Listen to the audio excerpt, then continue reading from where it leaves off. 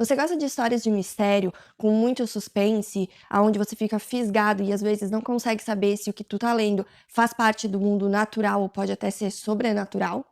Gosta também de um bom romance, mas com aquelas trágicas histórias de amores proibidos? E que tal uma história que tem um pano de fundo histórico, mas que ao mesmo tempo traz todo um universo ficcional completamente novo? Personagens irônicos, sagazes, muito espertos, inteligentes, cheio de comicidade, mas ao mesmo tempo também tratando de assuntos mais pesados, histórias tristes, com tragédias. Enfim, você gosta de livros e literatura no geral? E além disso, gosta de ler histórias sobre livros? Então essa série é pra você.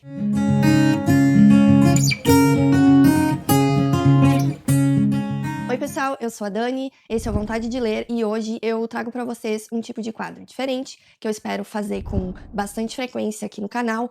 Não sei até que ponto assim vou conseguir fazer com frequência, porque esse é um tipo de vídeo onde eu quero apresentar pra vocês séries. Então, livros que são parte de séries ou sagas. Mas ao invés de apresentar um por um, eu queria trazer a série como um todo, falando assim bem por cima sobre o que ela se trata, pra instigar realmente vocês a conhecê-las. Porque muitas vezes a gente quer ler histórias novas, diferentes, enfim, entrar em universos novos, mas quando é uma série muito longa, tem pessoas que ficam com um pouco de receio, né? Preferem um livro único e às vezes não se dão essa chance de conhecer coisas incríveis que tem por aí em várias séries. Pra começar, eu não podia escolher uma outra série de livros que não fosse essa, que é talvez a minha favorita. E eu estou falando, então, da série O Cemitério dos Livros Esquecidos. E ela é composta, então, por estes 4 livros aqui. E eu vou falar, então, um pouquinho sobre cada um aqui nesse vídeo. E eu espero que, assim como eu, vocês fiquem loucos por essa série e queiram muito ler pra depois vir aqui comentar comigo o que vocês acharam, porque ela é realmente encantadora. Carlos Ruiz Zafón, ele é um escritor espanhol, nascido em Barcelona em 1964. Ele, ao longo da vida, sempre foi um grande admirador das artes, principalmente da literatura e do cinema. Ele trabalhou como jornalista, depois ele trabalhou também, então, como escritor. O primeiro livro publicado dele também faz parte de uma trilogia, então também é uma série de livros. Essas primeiras publicações dele, então, se intitularam Trilogia da Névoa e são compostas por 3 volumes. O Príncipe da Névoa, então, lançado em 1993, O Palácio da Meia-Noite, que ele lançou um ano depois, em 94, e em 95 ele termina, então, essa trilogia com As Luzes de Setembro. Em 1999, ele lançou um volume único chamado Marina, e que também se passa nesse mesmo universo da Trilogia da Névoa. Depois, então, que ele se tornou conhecido principalmente na Europa por essa trilogia, ele escreve e publica em 2001 o primeiro volume do que viria a ser essa quadrilogia aí, que rendeu para ele um reconhecimento mundial. E aí eu estou falando de A Sombra do Vento, que foi publicado então em 2001. Essa versão ainda é a antiga da Suma de Letras, foi relançado assim que ele lançou o 4º volume, e foi publicado aqui no Brasil, saíram então novas edições. A minha, como vocês podem ver, não está padronizada, porque eu tenho os 3 primeiros volumes ainda da primeira edição, até porque demorou um tempo para ele lançar o 4º e último. Ele começou então essa quadrilogia, que é sobre a qual nós falaremos aqui no vídeo, em 2001, com A Sombra do Vento, e ela foi então terminada com O Labirinto dos Espíritos, que foi publicado em 2016. Esse ano, aqui no Brasil, saiu A Cidade de Vapor, que são contos, então, foram publicados póstumamente ano passado, 2021, porque o autor acabou falecendo em 2020, em decorrência aí de uma luta contra um câncer, já vinha há um tempo lutando contra, mas ele lançou então essa coletânea de contos que se passam no mesmo universo da quadrilogia, que se chama então O Cemitério dos Livros Esquecidos. O Zafón, ele foi então um escritor que ganhou reconhecimento mundial ainda em vida.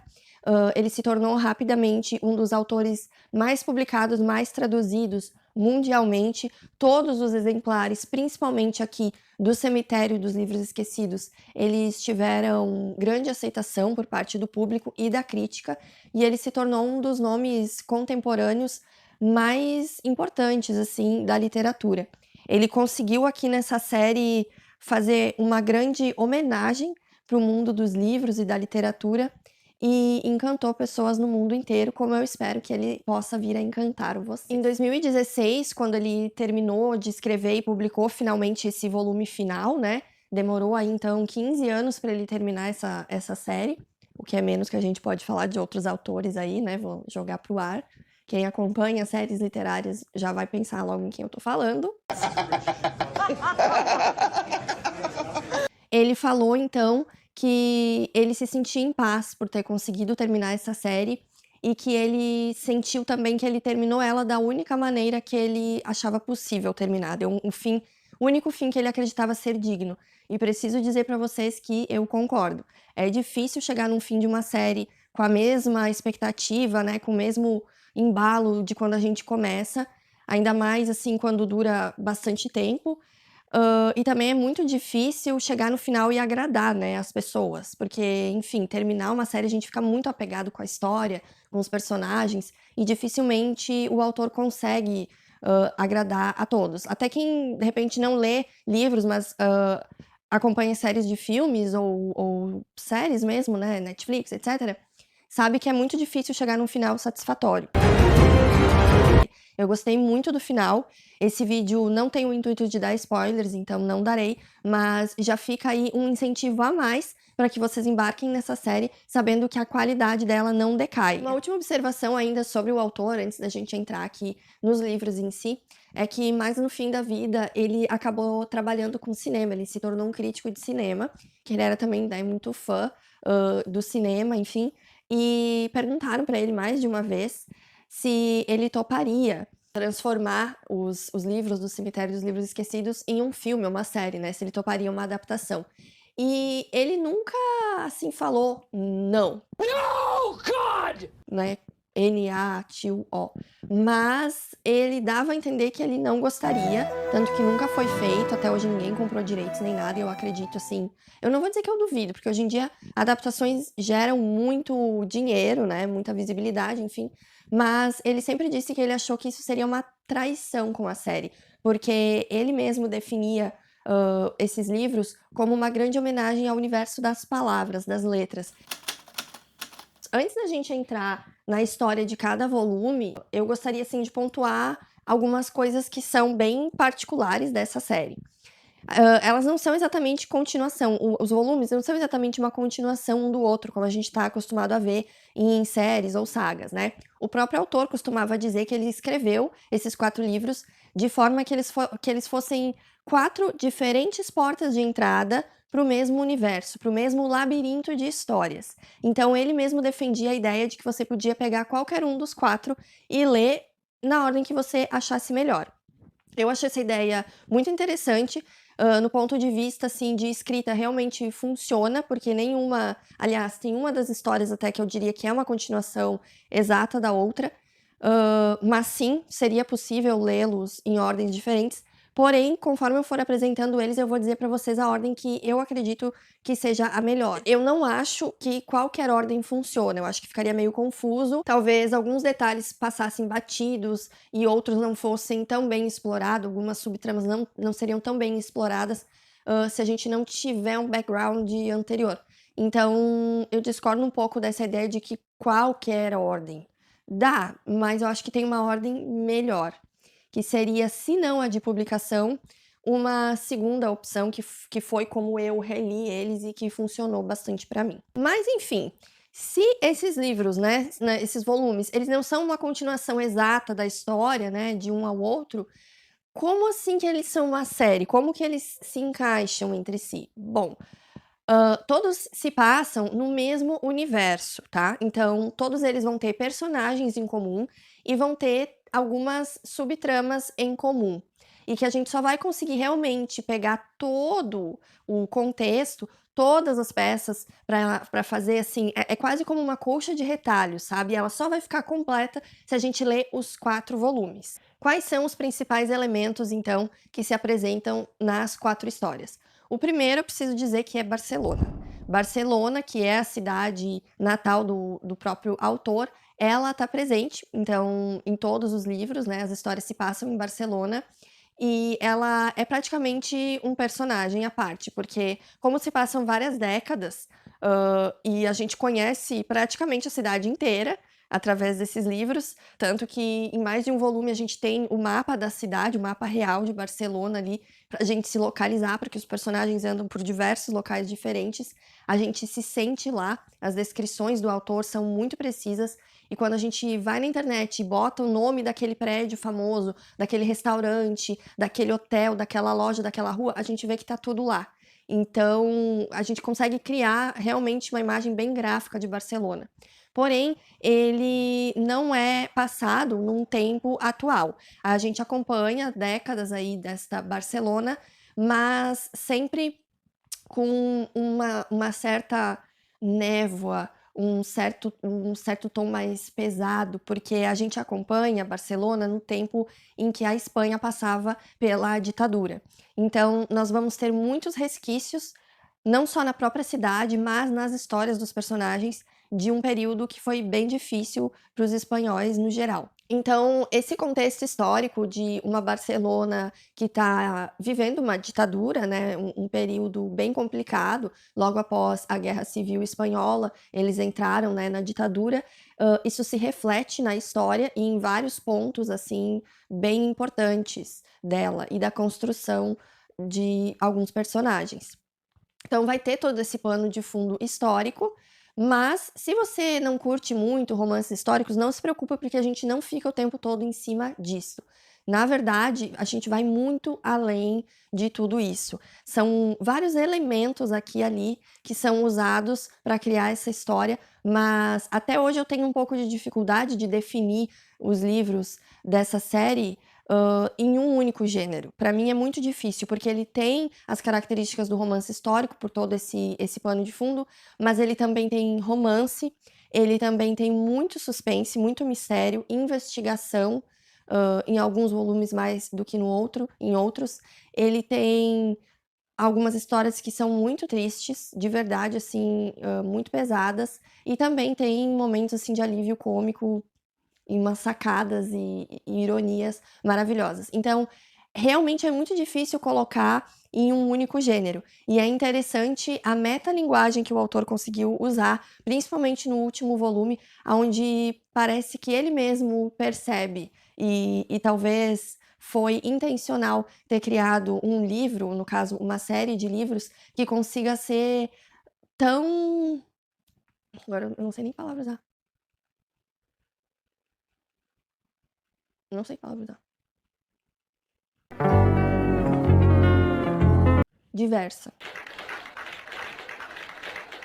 Diversa, né. Então, ele usou todos os gêneros que existem e talvez criou mais alguns. Então, é realmente, assim, é uma coisa única.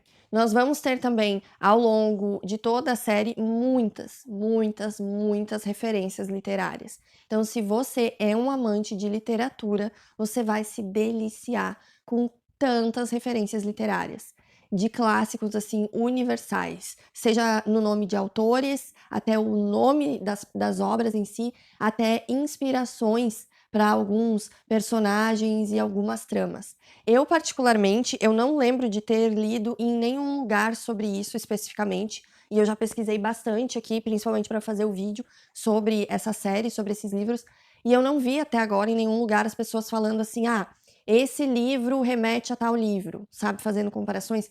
Mas para mim, durante a minha leitura e a minha releitura, ficou muito claro o quanto cada livro tem uma história que, para mim, homenageia não toda a literatura, aliás, também toda a literatura, mas principalmente uma obra específica. Por fim, pessoal, quais seriam os 4 pontos que eu diria, então, que são os pontos centrais de colisão entre todas essas histórias? Ou melhor, quais são os 4 elementos que a gente vai encontrar nos 4 volumes dessa série? Primeiro, um amor proibido. Um romance trágico, proibido por seja lá qual for o motivo. Tem, nos 4. Um livro misterioso, porque como eu falei para vocês, são livros sobre livros. E em cada um a gente vai conhecer um novo livro que foi criado para o universo desta série e que tem muito mistério aí envolvendo esta obra. 3. Um escritor maldito. porque praticamente todas as histórias aqui nos apresentam um novo escritor, criado, obviamente, para esse universo da série, e que é chamado literalmente por essas palavras aqui dentro das histórias, escritor maldito. E, por fim, uma visita ao cemitério dos livros esquecidos, que é um local, então, que é praticamente mágico, praticamente fantástico, e que foi criado para esta série, e que, se eu for para Barcelona e esse lugar não existir, é tipo quando todo mundo leu aquele livro lá, como é que é o Código da Vinci, e aí queria ir no Museu do Louvre para ver o negócio lá oh meu Deus, para ver se a Maria Madalena estava enterrada lá, que as pessoas acharam que era real. Eu tô assim, eu quero o cemitério dos livros esquecidos, Barcelona, me espere. A Sombra do Vento, então, ele é o primeiro livro dessa série. Ele foi publicado em 2001 e já vou dizer de cara que eu acredito que esse deveria ser o primeiro a ser lido, tá? Sempre que eu conheço alguém que nunca leu, eu já recomendo, mesmo que não queira ler o resto da série, leia A Sombra do Vento, ele é maravilhoso. Como eu expliquei pra vocês, esses livros, eles não seguem uma ordem cronológica exata, né? Não é uma continuação do outro. Então eu resolvi já explicar também aqui, quando eu for apresentando eles, já explicar onde eles se colocariam cronologicamente para o caso de alguém um dia querer ler a série em ordem cronológica. Esse daqui, ele seria o segundo livro da série, se nós fôssemos por ordem cronológica, porque ele vai nos apresentar Barcelona entre as décadas de 40 e 50. O principal personagem deste volume é o Daniel Sempere. Ele começa o livro como um menino de um pouco mais de 10, 11 anos, e a gente vai acompanhar ele, então, até a idade adulta. O que é bem legal, porque às vezes em séries a gente acaba vendo o desenvolvimento dos personagens ao longo das séries, e aqui a gente tem todo o desenvolvimento do Daniel em um único volume. E ele, assim, é um dos meus personagens favoritos da vida. Fico até feliz que a gente tem um nome parecido. Enfim, ele é um menino muito curioso, ele ama ler, ele e o pai moram em cima da livraria da família, que passa de geração em geração ali, né, do avô para o pai e passará para ele. E nos outros volumes a gente vê essa livraria, então ela está presente em toda a série, o que é bem legal. A gente conhece a livraria e os personagens que têm relação com ela ao longo de diferentes décadas, né, diferentes gerações. E, basicamente, qual é a premissa, então, de A Sombra do Vento? Nós vamos ter aqui esse menino que se chama Daniel. O pai dele leva ele para conhecer o cemitério dos livros esquecidos, que é como se fosse esse grande labirinto de livros, uma espécie de biblioteca gigantesca que fica escondida em Barcelona. O pai já explica logo nas primeiras páginas que todo mundo que conhece aquele lugar tem que deixar este lugar em segredo. E toda vez que uma pessoa nova é convidada a conhecer o cemitério, ela tem o direito de escolher um exemplar e levar para ela. Mas tu te torna responsável por esse exemplar, tu vai ser o guardião deste livro para sempre. Então tu vai ser o guardião do livro e do segredo de que aquele lugar existe. O Daniel fica encantado e ele acaba pegando então um exemplar que se chama A Sombra do Vento, de um escritor chamado Julián Carax, que até então ninguém sabe direito quem é um escritor misterioso que teria sumido, tem todo um passado aí estranho. Quem são os outros personagens, principais personagens que vão nos acompanhar então aqui em A Sombra do Vento? O próprio pai do Daniel, o Sr. Sempere, né, que é o dono da livraria Sempere Filhos. Nós vamos ter a Clara Barceló, que vai ser o primeiro interesse amoroso do Daniel quando ele ainda é jovem, primeira decepção amorosa dele também, que vai ajudar aí nesse crescimento, amadurecimento do personagem. O Gustavo Barceló, que é tio da Clara e que é também um livreiro, né? Então eles estão realmente imersos nesse universo literário. Nós temos o Tomás e a Beatriz, que são amigos do Daniel, e a Beatriz é uma das minhas personagens favoritas, e toda vez que ela voltava a ser citada ao longo da série, eu ficava muito feliz, que eu gosto muito dessa personagem também. E não podemos deixar de falar, é claro, do Fermín Romero de Torres, que é um personagem incrível, assim. É outro que ao longo da série eu ficava esperando quando que ia ter mais de Fermín, quando que ia ter mais de Fermín e Daniel, porque eles acabaram se tornando grandes amigos e muito dos mistérios que envolvem principalmente esse primeiro volume, eles vão sendo desvendados por essa dupla dinâmica aí de investigadores meio atrapalhados, mas assim, tem coisas muito sérias que acontecem.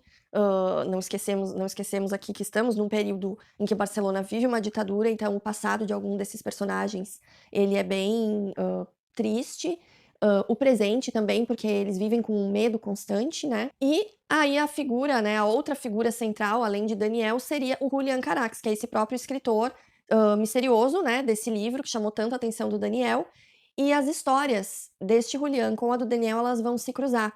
E por muitas vezes, lendo, eu quase que chamava um pelo nome do outro, porque tem muitas semelhanças entre as histórias deles, então a gente vai indo de presente para passado, para ir costurando essas histórias, e a gente vai entender que esse Julian Carax, ele tem muito mais proximidade com o Daniel do que só esse exemplar que ele tem na mão nesse momento.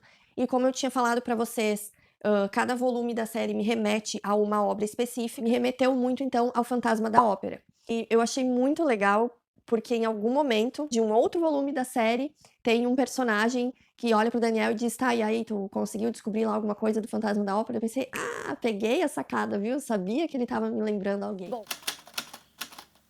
o segundo volume da série, em ordem de publicação, é O Jogo do Anjo. Ele foi publicado, então, em 2008 e, cronologicamente, ele seria o primeiro, porque ele se passa a partir ali da década de 20. O nosso personagem principal aqui vai ser um novo escritor maldito que se chama David, ou Davi Martin.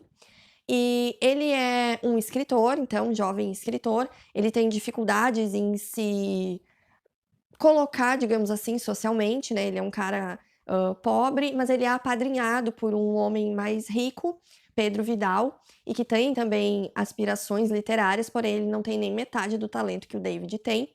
Hã, o David acaba se tornando, assim, um homem um pouco ele não aceita bem, digamos assim, o mundo como ele é. Ele é revoltado com essa coisa dessa divisão de classes, dessa vida de aparências, né, ele não tem paciência para ficar nesse jogo de aparências e tal, e ele sabe do talento que ele tem e ele se frustra muito por ele não conseguir viver daquilo que ele ama, que é a escrita, apesar de ser um bom escritor. Lembrando então que a gente está vivendo num momento aqui de guerra, ditadura, pobreza, enfim, então as artes elas não são levadas em conta do que em dias normais, então é uma coisa assim que frustra muito esse nosso personagem, tá. Ele tem um interesse amoroso ali, a Cristina, que é uma moça que meio que se criou com ele e tal, mas também não tem muito sucesso no amor, então assim, ele não tem muito sucesso em nada. Não tem sucesso no amor, nem na carreira, nem financeiro, nem nada. E on top of that, né, assim, pra fechar com chave de ouro, ele ainda se descobre doente, ele tem pouco tempo de vida. E aí que vai aparecer para ele uma figura, bem misteriosa, chamado Andreas Corelli, se diz um editor, e se diz estar muito interessado em que o David escreva um livro para ele.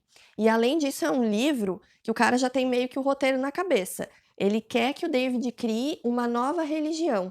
Esse editor misterioso, ele acredita que através das palavras, que as palavras têm poder, e através de um livro bem escrito, ele poderia criar uma coisa revolucionária, uma religião mesmo que levasse as pessoas daqui a pouco a fazer o que ele bem quisesse, o que ele ditasse, as pessoas acreditariam. E esse é um livro então com muitas ele tem muito uma pegada filosófica nessa questão de fé, religião e até mesmo dos escrúpulos das pessoas, de até onde nós vamos, pelo que nós acreditamos ou por aquilo que nós precisamos para a nossa sobrevivência. Ao mesmo tempo, ele é, de todos aqui da série, ele é o livro mais com um tom mais sobrenatural e que deixa meio em aberto, assim, até o final. Se o que a gente presenciou aqui junto com o Davi Martin, o David, foi loucura da cabeça dele, aconteceu mesmo ou é sobrenatural? Isso não existe. Então, assim, é o que a gente fica mais na corda bamba, assim, de conseguir chegar a uma conclusão do que tá acontecendo. E chegamos a essa conclusão? Chegamos, mas para isso a gente precisa ler a série toda. Além desses personagens que eu já citei também, a gente tem a Isabela, e é muito legal ler o ponto de vista da Isabela e tudo o que acontece com ela e como ela se relaciona com o David Martin, porque a Isabela ela é a mãe do Daniel Semperi, o menino que a gente acompanha no volume 1. E que tipo de pessoa ela era, já digo que é assim como a Beatriz lá no primeiro livro, eu me tornei fã da Isabela, também é uma personagem que eu gosto bastante, enfim.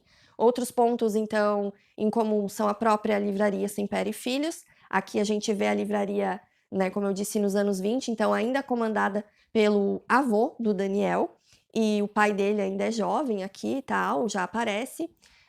E, obviamente, temos mais uma viagem ao cemitério dos livros esquecidos e mais um pouco dessa metalinguagem, né, em questão aqui do nome do livro e de outros livros criados para a obra.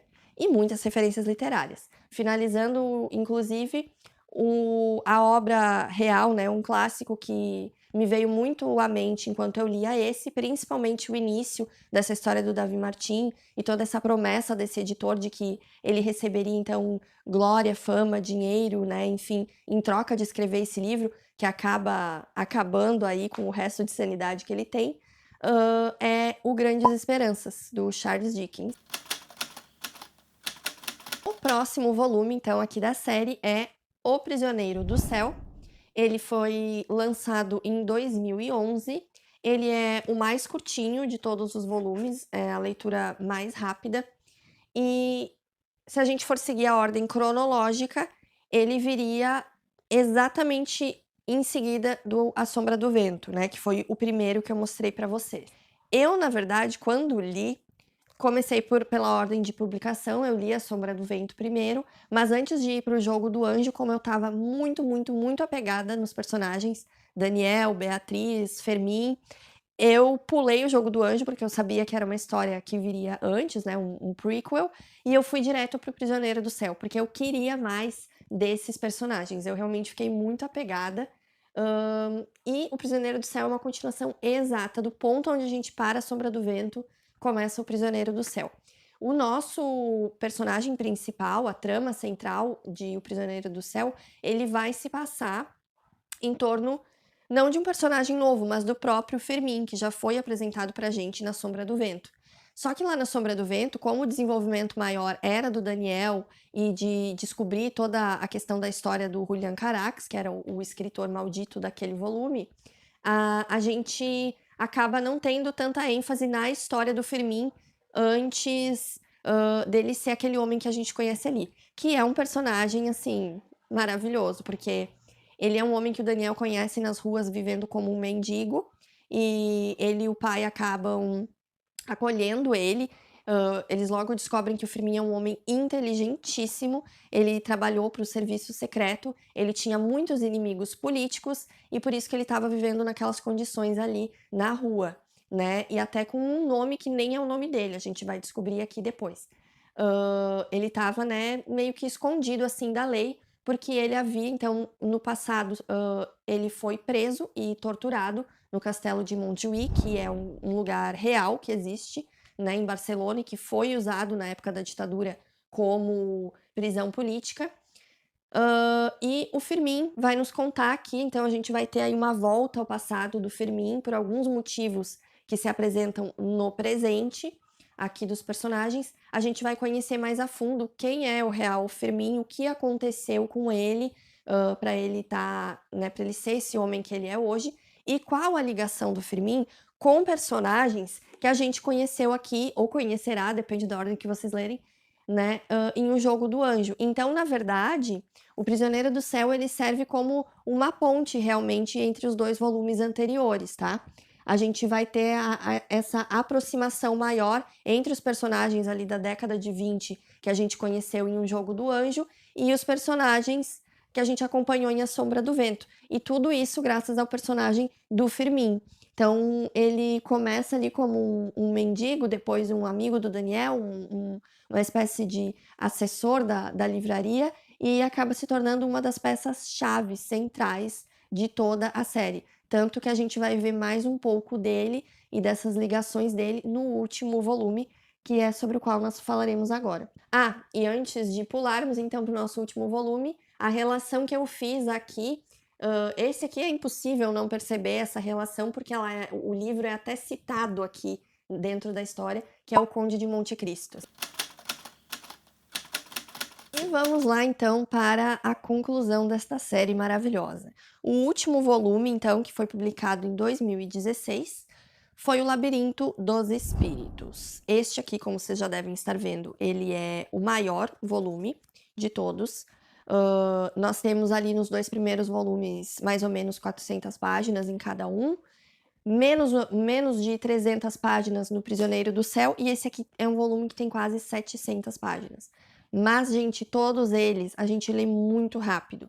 Eu entendo algumas pessoas que dizem que acham a leitura um pouco devagar, parada, em alguns pontos, porque de fato o Zafón, como eu disse para vocês, ele trata da cidade de Barcelona como uma personagem mesmo, então ele dá muito detalhe, mas para mim particularmente não foi um problema, porque eu gosto de me sentir bem ambientada no lugar. E também porque em nenhum momento ele coloca elementos que não vão ser importantes, tá? Sobre o Labirinto dos Espíritos, então, nós vamos ter aqui o fechamento realmente de toda a série, por isso, independente da ordem que vocês forem ler, eu aconselho a deixar esse por último, porque ele vai entregar realmente todos os pontos que possam ter ficado em aberto, né, nos volumes anteriores.